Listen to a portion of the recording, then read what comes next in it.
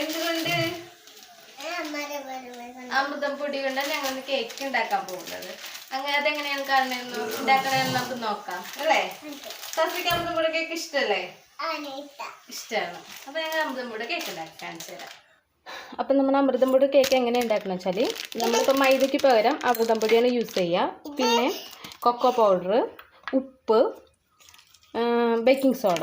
ഞാൻ baking soda മാത്രം ഉപയോഗിക്കുന്നത്. ബേക്കിംഗ് പൗഡർ ഉണ്ടെങ്കിൽ അത് ഉപയോഗിക്കാം.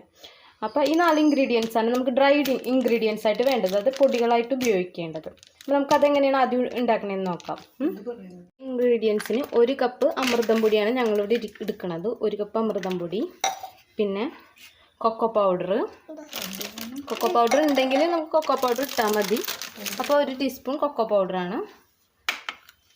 ഇപ്പം നിങ്ങൾക്ക് വേണമെന്നുണ്ടെങ്കിൽ ഒന്നിൽ കൂടുതലോ ടേസ്റ്റ് കൊക്കോ പൗഡറിൻ്റെ എങ്ങനെയാണോ നിങ്ങൾക്ക് ഇഷ്ടം അതുപോലെ ചേർക്കാം. പിന്നെ കുറച്ച് ബേക്കിംഗ് സോഡ, അത് നിങ്ങൾ കേക്ക് ഉണ്ടാക്കണവർക്കറിയാം, കുറച്ചിട്ടാൽ മതി. ഒരു പിഞ്ച്, ഒരു ടീസ്പൂണൊക്കെ ഇടുന്നവരുണ്ടാവും. കുറച്ച് ഞങ്ങൾ ഇടാറുള്ളൂ കുട്ടികൾക്കായതുകൊണ്ട്. പിന്നെ കുറച്ച് ഉപ്പ്, പാകത്തിന് ഉപ്പ് ഇടണം. ഇത്രയും ഡ്രൈ ഇൻഗ്രീഡിയൻസ് നമുക്കിനി അരിച്ചെടുക്കാം.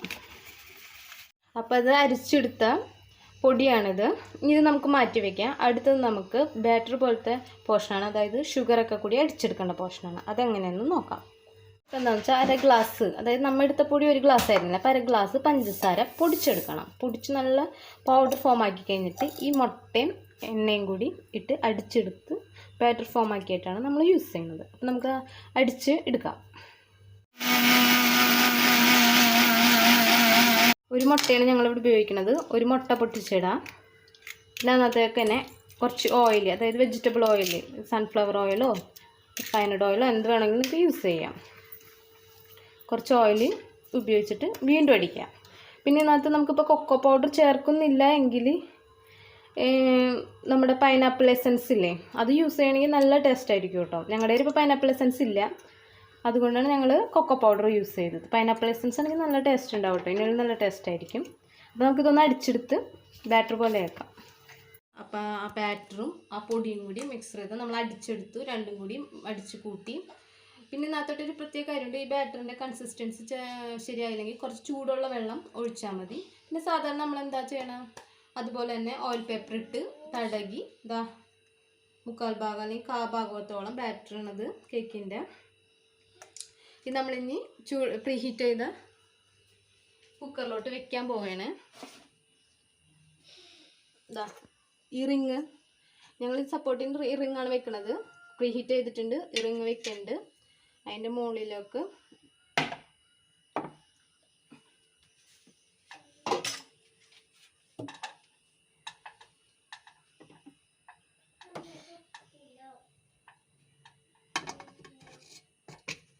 എയർ ബബിൾസ് ഒക്കെ കളയണം കേട്ടോ, തട്ടിയിട്ട് നന്നായിട്ട്. ഇപ്പം എല്ലാവർക്കും കേക്ക് ഉണ്ടാക്കാൻ അറിയുമല്ലോ. അങ്ങനെ വെക്കുക.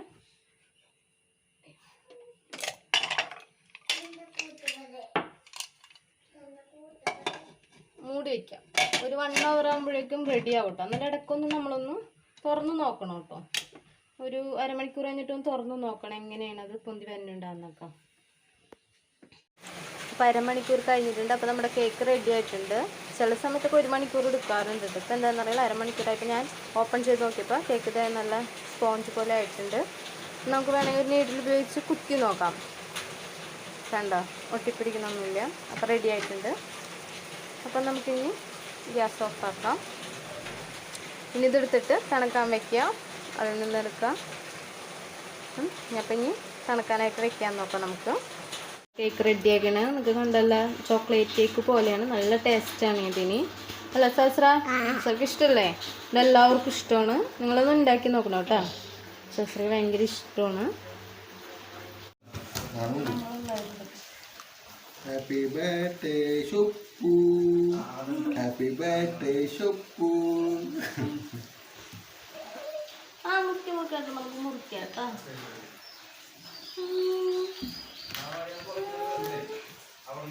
നിങ്ങളൊക്കെ തിന്നു നോക്കിയ എൻ്റെ കേക്ക്.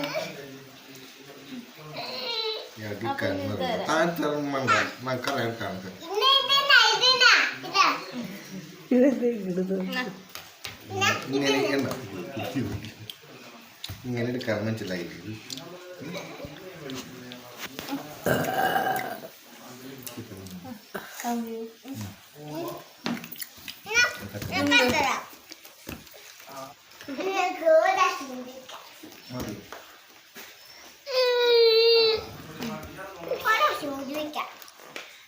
Happy birthday.